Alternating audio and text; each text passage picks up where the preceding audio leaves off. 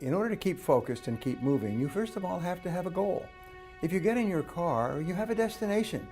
If you don't, you just drive around in circles. And unfortunately, more than 80% of people, maybe 90%, just drive around in circles in their life. They drive to work and they come home and they watch television and they socialize with their friends. But when you have a big goal, that acts as a motivator and it helps you to focus on the one thing. Then you ask yourself, what one skill will I need to achieve that goal? What one skill will help me to achieve the goal more than anything else? And then you go to work and you study every single day to develop that skill. Remember, all skills are learnable, and you can learn any skill you need to learn to achieve any goal you can set for yourself. And then you do something every day to help you to achieve the goal. 7 days a week. You never let yourself off the hook. Napoleon Hill, after a lifetime of studying successful people, wrote a book called The Master Key to Riches. And the whole book was a very, very good book, but it said, soon you will know what it is, soon I will tell you. In the last paragraph of the last page it says, the master key to riches is self-discipline. It's the ability to make yourself do what you should do, when you should do it, whether you feel like it or not. And so that's really the key.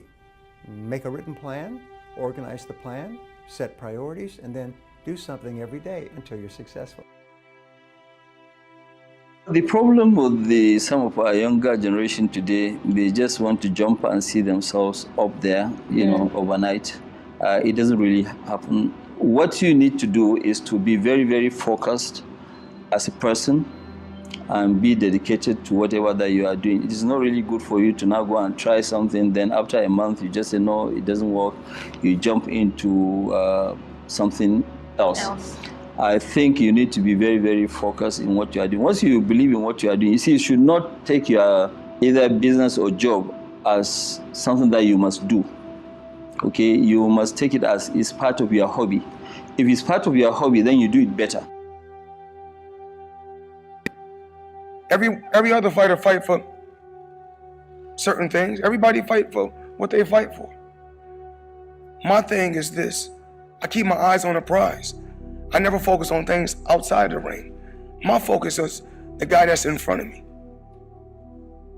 You get to where you're trying to get to by staying focused, staying on a parallel path. How do you stay focused?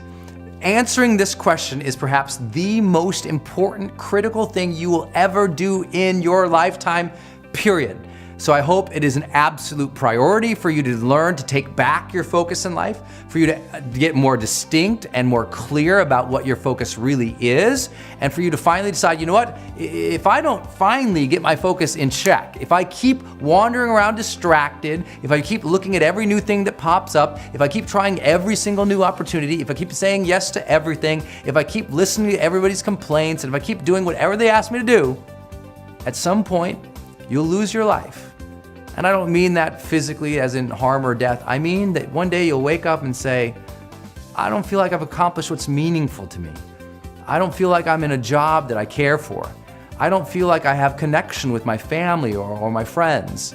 Because at some point, your focus drives everything. It drives your thoughts and your emotions, right? What you focus on is certainly, if you focus on the negative things, you're gonna be negative. If you fail to focus on the things that are important, meaning your priorities, then what happens to your relationships? What happens to the overall quality of your life? Focus is driving everything in your life. You gotta get it back. It's not just about being productive. We'll talk about that. It's about experiencing the best quality of life. You hear this new movement called the mindfulness movement, right? About the new popularity of these conversations about presence and meditation and things like myself and my industry have been talking about for decades. Well, you hear about that. That's really just about reining back in control of our focus in a world that's gone mad and crazy and distracted. So how are you going to get your focus back? Well, let me give you some counterintuitive ways to do it. The first thing that I need you to know in order to get your focus back is to realize that you need to make fewer decisions. Fewer decisions. Why? Well, as we know from neuroscience and we know from productivity studies, that the more decisions that we actually make, the more our brain becomes fatigued, right? The more decisions that we make, the more we utilize the glucose that's really fueling our willpower, that's fueling frankly, our ability to make more decisions and higher quality decisions. Matter of fact, the more decisions that you tend to make, the less effective you're gonna be over the long term, because you're gonna utilize your ability and your resources and your brain's power, literally your willpower, will go out the window. So you wanna minimize the number of decisions you are making. How do you do that? Well, here's some simple things. One, stop browsing.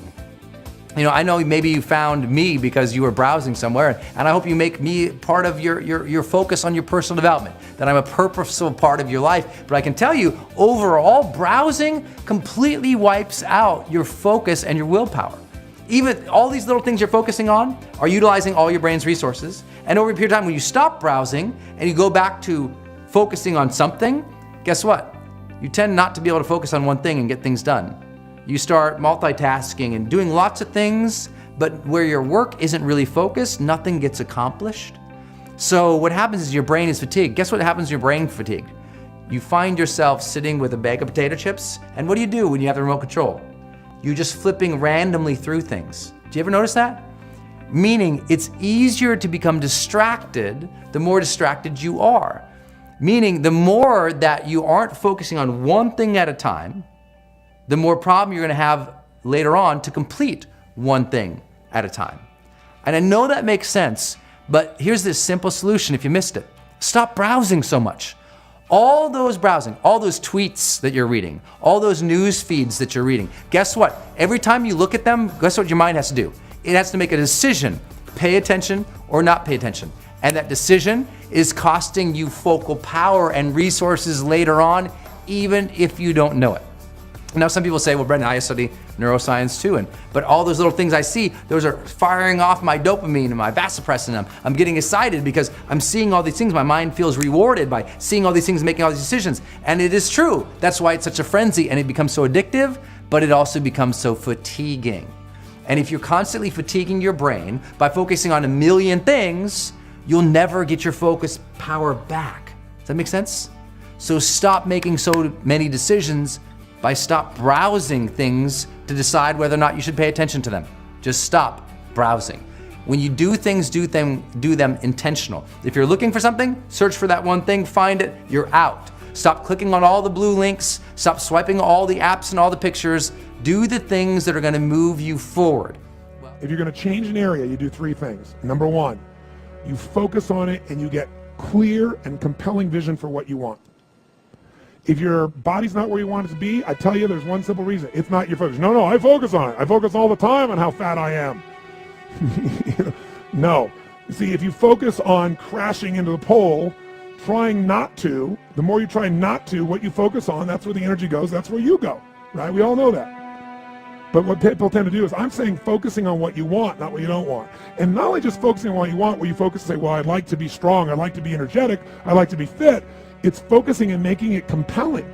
If your only reason you're focusing on it is like, well, I need to lose some weight because I feel fat, versus I want the energy to burn because with that I'll have more passion, more aliveness, I'll be able to impact my children. I'll be able to, I'll be able to take the business to another level. I'll be able to have fun when I'm stressed out and tired. I'll have creativity flowing through me. You can't just focus on it. You got to create a clear and compelling future in that area that will pull you towards it so you're not trying to push yourself. If there's an area you're not improving in, think of three pillars if you would. Pillar one is get focused and clear. What's compelling? Where are you? Really? And don't lie. Where do you want to be? And make it so compelling you can't help it. When you wake up in the morning, you want to transform this area of your life. So the quality of your life already is better just because you are so excited about what you're after. When you do that with your body or your emotions or your finances or time or any other area and you start focusing and you're clear, you're going to have energy. You're going to have drive.